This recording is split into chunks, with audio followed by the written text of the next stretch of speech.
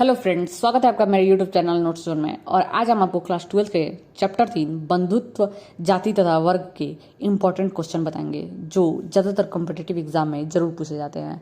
तो चलिए शुरुआत करते हैं। पहला क्वेश्चन है हमारा, वसुदेव कृष्ण किस वंश के थे? तो वसुदेव कृष्ण वृषि वंश के थे। अगला क्वेश्चन है, पांचों पांडवों में सबसे बड़ा कौन था? तो पांचों पांडवों में सबसे बड़ा युधिष्ठिर थे। तीसरा है, संकर्षण किसका दूसरा नाम है? तो बलराम जो कि कृष्ण के बड़े भाई थे उनका नाम है संकर्षण। अगला क्वेश्चन है कि सबसे पहले अवतारवाद सिद्धांत का व्यापक निरूपण कहाँ किया गया है? तो भगवत गीता में अवतारवाद का जो है वो विवरण दिया गया है, जिसमें कृष्ण भगवान के अवतार का विवरण है। अगला क्वेश्चन है, महाभारत की रचना किस भाषा में हुई थी? तो महाभारत की रचना संस्कृत भाषा में हुई थी। अगला क्वेश्चन है, पुराणों की संख्या कितनी है? तो पुराणों की संख्या 18 है। अगला है, मनुस्मृति के रचयिता कौन है? तो मनुस्मृति के रचयिता थे मनु। अगला क्वेश्चन है कि मनुस्मृति में कितने प्रकार के विवाहों का उल्लेख किया गया है?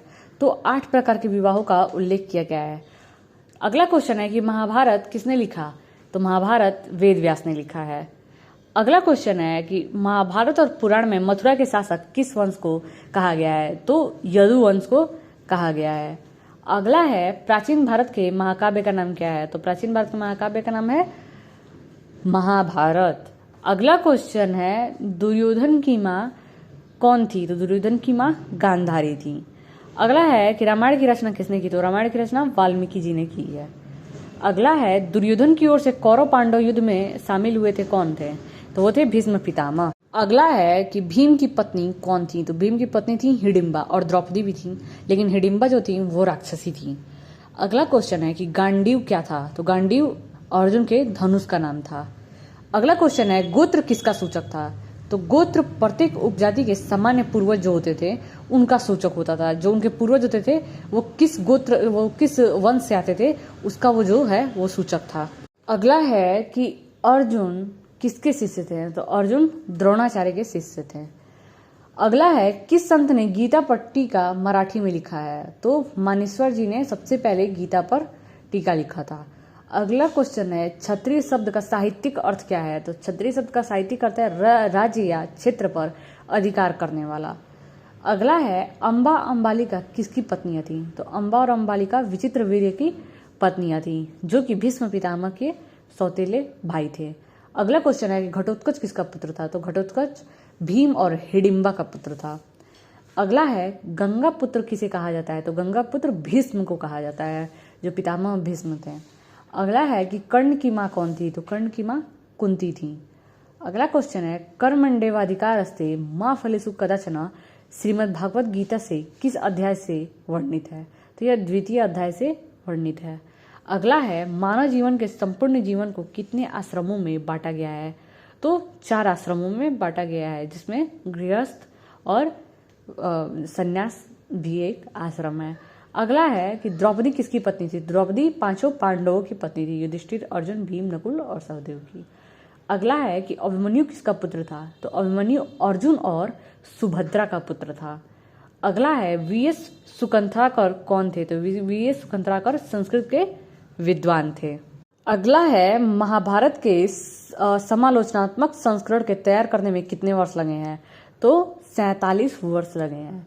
अगला है, पिता से पुत्र, फिर पौत्र, फिर प्रपौत्र की संपत्ति किस व्यवस्था के तहत मिलती है? तो यह पितृवंशिकता के तहत मिलती है। अगला है कि कौरव और पांडव दोनों किस वंश के थे? तो दोनों ही कुरु वंश के थे। अगला क्वेश्चन है, गोत्र से बाहर विवाह करने की प्रथा क्या कहलाती है? तो यह बहिर्विवाह कहलाती है। और गोत्र के अंदर विवाह करने की प्रथा क्या कहलाती है? तो यह अंतर्विवाह कहलाती है। अगला क्वेश्चन है, जय संहिता किसका पुराना नाम है? ये बहुत इंपॉर्टेंट क्वेश्चन है। तो जय संहिता है महाभारत का नाम। अगला है कि धर्म सूत्र और धर्मशास्त्र कितने प्रकार के विवाहों को स्वीकृति देता है? तो यह 8 प्रकार के विवाहों को स्वीकृति देता है। अगला क्वेश्चन है कि धर्म सूत्र और धर्मशास्त्र के अनुसार कितने प्रकार के विवाहों को सही माना गया है? तो 4 प्रकार के विवाहों को सही माना गया है। बाकी जो 4 प्रकार हैं वो निंदनीय माना गया है, जिसमें गंधर्व विवाह हैं, राक्षस विवाह हैं, इस तरह के। अगला है कि मनुस्मृति का संकलन कब किया गया? तो मनुस्मृति का संकलन 200 BC से 200 AD के बीच में किया गया था। अगला क्वेश्चन है कि सातवाहन शासक भारत कहाँ पर शासन करते थे, तो यह दक्षिण पश्चिम भारत पे यह शासन करते थे।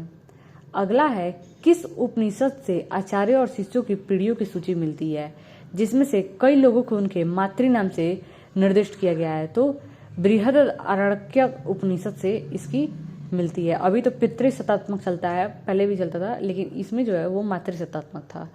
अगला है किन राजाओं को उनके मातृ नाम से पहचाना गया है, तो सातवाहन वंश जो थे वो मातृ नाम से पहचाने गए थे, जो सातकर्णी लोग होते थे, गौतमी पुत्र सातकर्णी, इस तरीके से।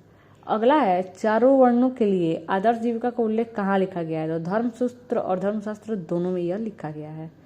अगला है दैवीय व्यवस्था को प्रमाणित करने के लिए किस वेद का उदाहरण दिया गया है, तो यह ऋग्वेद का उदाहरण दिया गया है।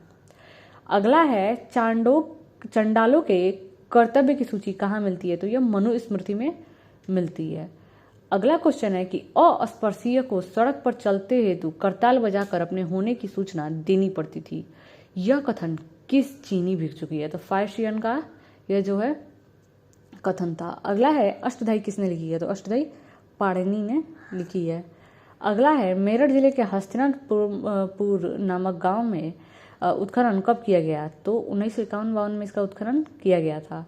अगला है मेरठ जिले के हस्तिनापुर नामक गांव का उत्खनन किस पुरातत्ववेत्ता ने की थी, तो यह बीबी लाल ने की थी।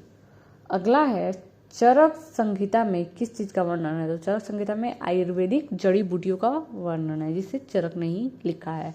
अगला है वणिक शब्द का प्रयोग कहाँ हुआ है, तो वणिक शब्द का प्रयोग किस लिए हुआ है, तो व्यापारियों के लिए हुआ है। तो यह थे हमारे और क्लास 12 के चैप्टर 3 के इम्पोर्टेंट क्वेश्चन, जो आपके लिए काफ़ी हेल्पफुल साबित होंगे। ऐसे ही बाकी चैप्टर के लिए इस चैनल को लाइक एंड सब्सक्राइब करना ना भूलें।